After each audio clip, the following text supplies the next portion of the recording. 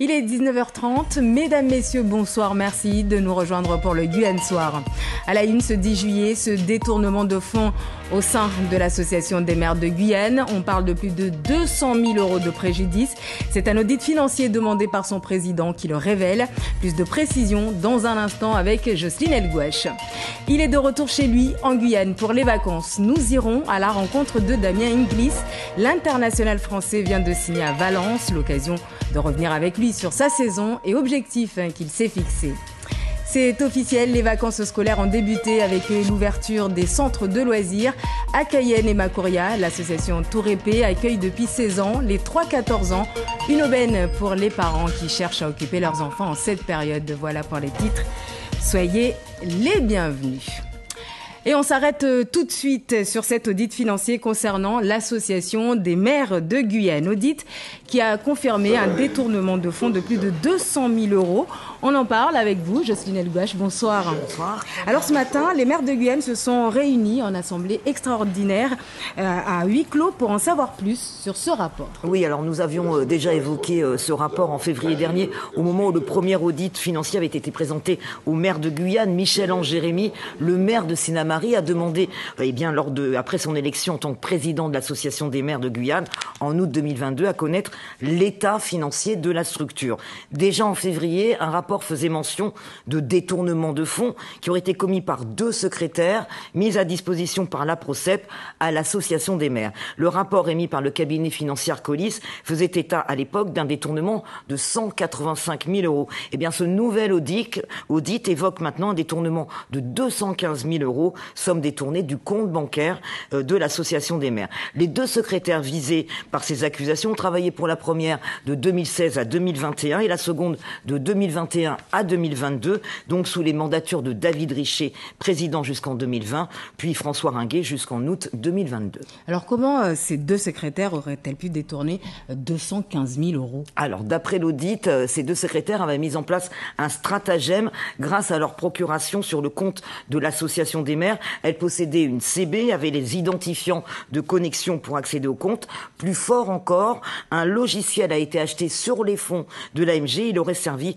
à transformer et modifier les relevés bancaires. L'audit a aussi révélé de nombreux frais de restauration, des locations de véhicules, d'hébergement de vacances, des achats dans des épiceries, des centres commerciaux, de la lingerie ou encore des coiffeurs. Alors il y a aussi, Jocelyne, dans cet audit, des honoraires de plus de 56 000 € destinés à un cabinet d'avocats parisiens, honoraires qui n'étaient absolument pas nécessaires à l'Association des maires de Guyane. Tout à fait. Le cabinet devait créer les statuts et accompagner l'AMG pour installer le SMEGI, le syndicat mixte d'énergie. Non seulement il n'a pas été installé, cela a été fait seulement en décembre 2022 et surtout cela n'a rien coûté à l'Association des maires. L'AMG s'est tout simplement appuyé sur la Fédération nationale des collectivités concédantes et régies qui est compétente à ce niveau et c'est gratuit. Dernière info que je vous livre, révélée par ce rapport sur les comptes de l'AMG, le rôle surprenant de la Poste dans ce dossier. L'AMG était interdit bancaire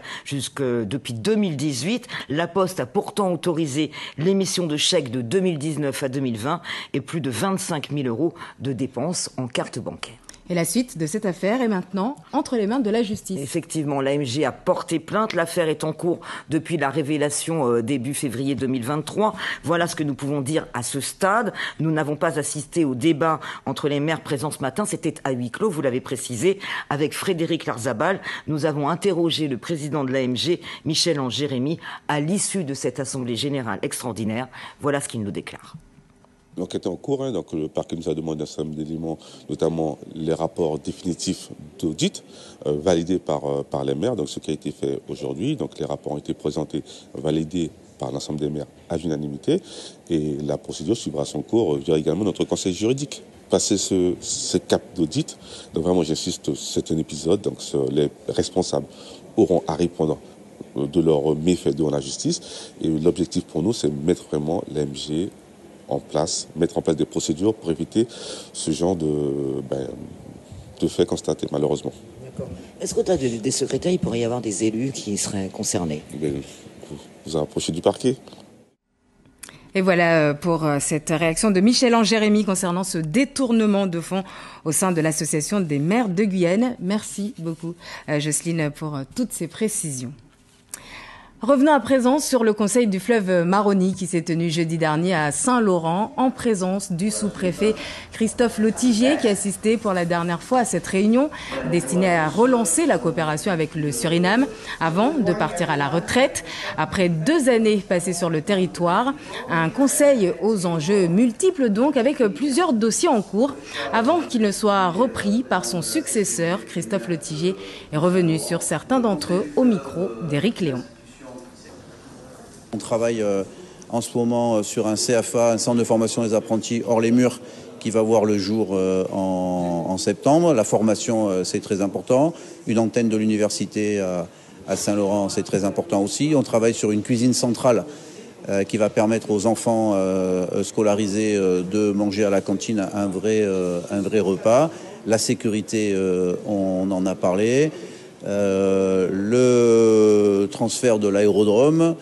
La modernisation du port de l'Ouest et la création d'un pôle industriel et moult autres sujets. Et côté brésilien, cette fois, alors que la coopération régionale a repris également entre l'Amapá et la Guyane, le sénateur Randolph Rodrigues réclame, lui, la transformation du campus universitaire de Yapock en institution autonome. Cela permettrait de développer l'enseignement supérieur dans l'état d'Amapá. Peut-on lire dans cet article signé Catherine Lama, à retrouver sur notre site guyane.lapremière.fr. Des guichets automatiques vandalisés à l'extérieur de la poste de Kourou. Cela s'est passé hier, en fin de journée. C'est la 2e fois en 3 semaines que de tels actes sont perpétrés. Les clients de la poste devront donc prendre leur mal en patience avant de retrouver un service normal, puisque les guichets se trouvant à l'intérieur de l'agence sont en panne. Image signée ici Jean-Gilles Assard. À l'occasion, vendredi, de la célébration du 14 juillet, nous vous proposons ce soir et tout au long de la semaine des reportages consacrés aux unités ultramarines qui seront mises à l'honneur à Paris lors du défilé sur les Champs-Élysées. Focus ce soir sur le commandement du renseignement qui fête ses 30 ans cette année. Présentation de l'un de ses escadrons, le 54e régiment de transmission avec Gervais Nitscheux et Thomas Chevaleras. Sur le camp d'Oberhofen-sur-Moder, en Alsace, elle s'impose par sa présence. Positionnée à côté d'un petit véhicule protégé, la station d'appui électronique de contact est l'un des fleurons du 54e régiment de transmission. Son rôle est essentiel en matière de recueil de renseignements. Cet officier guadeloupéen commande une des 10 compagnies du régiment. En opération extérieure, on a différents types en fait, de matériel qui nous permettent d'intercepter. Celui-ci en fait partie, celui-ci également, et tout ceci en fait nous permettent de confirmer en fait le renseignement qu'on obtient et de le partager en fait avec la force qu'on appuie. À l'intérieur de la station, un spécialiste avec son casque d'écoute vissé sur la tête. Ce Martiniquais est un opérateur. Et ici, on a du matériel qui nous permet d'écouter et de localiser des émissions adverses, des émissions électromagnétiques. Le 54e régiment de transmission est le seul régiment tactique de guerre électronique de l'armée de terre. Le visage dissimulé sous des cagoules, ces personnels sont des traqueurs d'ondes. Ils travaillent en étroite collaboration avec d'autres régiments pour une plus grande efficacité opérationnelle.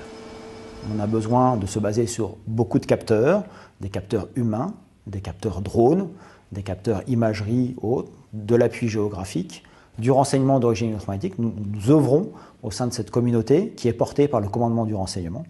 Et donc nous œuvrons en synergie dans un cadre multicapteur. Et on fête cette année les 30 ans de cette entité. Pour ces 30 ans, le commandement du renseignement sera à l'honneur le 14 juillet. Sur les Champs-Élysées, le 54e régiment de transmission qui en fait partie sera conduit par le chef de corps qui défilera devant ce drapeau historique. Sur ce drapeau, on trouve une décoration qui figure ici sur la cravate. C'est la médaille que vous voyez figurer sur cette cravate, une médaille à la Croix de la valeur militaire qui a été décernée pour l'engagement du régiment durant toute la campagne d'Afghanistan. Le commandement du renseignement est l'un des 4 commandements spécialisés subordonnés au commandement des forces terrestres. Le renseignement est une fonction opérationnelle transverse de l'armée de terre. La filière compte près de 7000 personnels de tout grade. Au chapitre sport, à noter la 3e étape ce lundi du Tour cycliste international de Martinique qui s'est déroulé entre Fort-de-France et Trinité. 125 km à parcourir, plus de 2000 mètres de dénivelé positif pour cette étape remportée par le Martiniquais Laurent Néror. Guillaume Gaborieux, lui, ravit le maillot jaune guyanais Dylan Huil qui reste 2e au classement général à 8 secondes près. Je vous propose d'écouter le vainqueur de cette 3e étape au micro de nos confrères de Martinique la première. Mikout Bécan. En vrai, j'avais envie de faire plaisir au staff, comme je disais, à tous ceux qui me supportent et tous ceux qui étaient là quand c'était dit au début. Et c'est pour eux en fait, c'est pour eux. Vous avez tenté une première sortie qui n'a pas fonctionné et ensuite vous vous êtes ressaisi pour pouvoir aller chercher cette victoire, c'est bien ça? Exactement, j'en ai tenté plusieurs, mais bon, elles n'ont pas forcément abouti. À part sur la dernière, à Pointe-Borgnesse. J'avais vraiment à cœur de bien faire et de faire plaisir à tout le monde, quoi. Sport toujours, mais on parle basket cette fois avec la rencontre de Damien Inglis. L'international français d'origine guyanaise, pensionnaire de l'Euroleague, vient de signer à Valence pour les 2 prochaines saisons. C'est d'ailleurs son 10e club depuis qu'il est professionnel. De passage en Guyane pour les vacances, il a bien voulu nous parler de sa saison, de ses objectifs. Thierry Merlin et Abel Parnasse l'ont rencontré ce matin au hall Kevin Séraphin à Cayenne. Et c'est ainsi à chaque vacances pour Damien Inglis. Des séances d'entraînement afin de garder la forme. Et depuis 4 ans, c'est cet homme, Yvan Manet, qui assume sa préparation physique. Un homme de confiance, c'est quelqu'un qui est déjà venu, qui vient chez moi en Espagne, donc qui me voit de très près dans mon quotidien de tous les jours. Et la progression, je l'ai faite avec lui. Et ça, tu sais, il y a aussi le fait que je suis local. Les bonnes choses sont aussi chez nous. C'est clair qu'il y a une appréhension au début, parce que bon, ça fait 4 ans. La première année, bon, je n'étais pas très sûr. J'étais passionné par le coaching, donc j'ai fait quelques recherches aussi. Et puis après, bon, à force de discuter, c'est aussi des échanges. Hein. J'ai pas la science infuse, donc on a beaucoup échangé. Et après, à partir de là, on a mis quelque chose en place pour qu'il puisse progresser. Et ça s'est vu sur les parquets européens ces dernières années.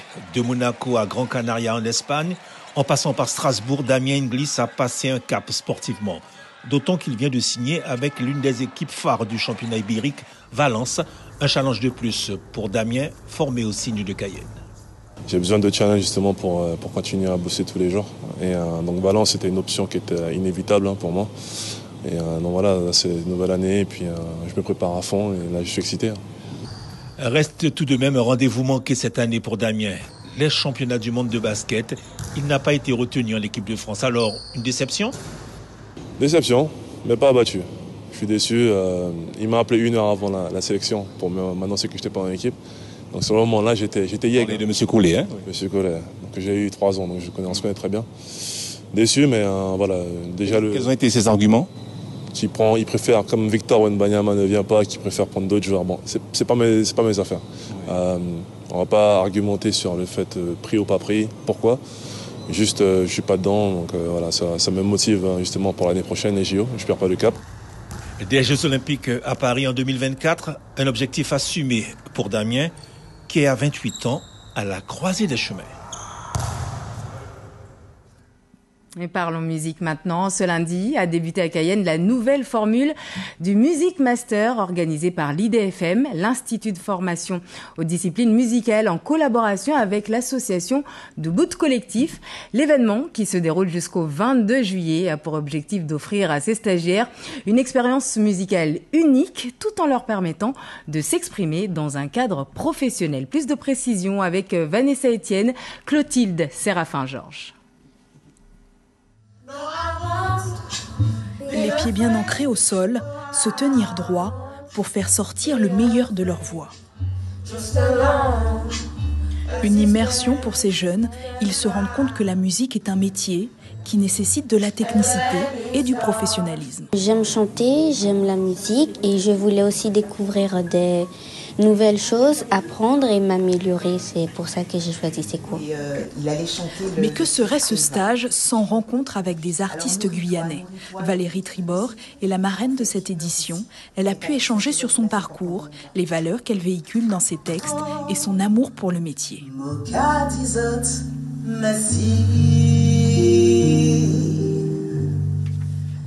Chaque mot, chaque parole, ça qu'a dit, y a qu'à faire grandi. On n'avait pas cette chance qu'ils ont aujourd'hui d'avoir des écoles de musique, d'avoir un conservatoire. Aujourd'hui, je crois que les écoles de musique, les conservatoires permettent justement très tôt de révéler et d'accompagner ces artistes en devenir. Et je trouve que c'est important pour le savoir et l'accompagnement en fait qu'on leur offre. 3 objectifs concrets durant ce stage. L'enregistrement de 2 musiques, réaliser le tournage de 2 clips correspondant à ces musiques, puis se produire sur scène lors du spectacle final. Historiquement, il y a eu 11 éditions, mais c'est la première édition de l'IFDM en partenariat avec l'association Doubout Collectif, qui, avec des ateliers dans les quartiers, cherche à promouvoir la musique afro-créole. Alors nous, ce qu'on a souhaité en premier lieu dans ce partenariat entre l'IFDM et Doubout Collectif pour Music Master, c'était de pouvoir permettre à des jeunes, pendant les vacances, d'avoir une activité culturelle qui leur permettait à la fois de découvrir les métiers de la musique, rencontrer des professionnels aussi de la musique, mais aussi, à travers des ateliers, pouvoir vivre vraiment la vie d'artiste. Que ce soit sur la scène, mais en fait tout ce qu'il y a avant. J'écris, je chante, je m'entraîne, je compose aussi parfois. La restitution des ateliers aura lieu sur la scène du Cercle des Lumières à Cayenne, le samedi 22 juillet. Ce qui nous emmène à cette question, comment occuper les enfants en cette période de vacances scolaires? Une question posée par de nombreux parents et pourquoi pas les inscrire au centre de loisirs, c'est l'une des solutions. Depuis ce matin, l'association Tourépé accueille des jeunes de 3 à 14 ans dans 6 structures agréées situées sur l'île de Cayenne et à Makouria. Leila, Chérubin-Jeannette, Martial Grit. Le groupe scolaire Vendôme, transformé en centre de loisirs le temps des vacances. Il est 7 heures, les premiers participants arrivent avec leurs parents. J'étais beaucoup dans les colonies de vacances et puis ça m'a laissé de bons souvenirs, de la correspondance et puis de l'amitié, même si c'est de longue date. Donc mes enfants, elle c'est ma plus petite, mais mes enfants ont tous fait l'expérience. Animatrice, vous pouvez la prendre avec vous s'il vous plaît? C'est parti pour un mois d'activité et de sortie. Si certains enfants sont encore timides, d'autres trouvent rapidement leur marque, à l'image de Dylan, un habitué.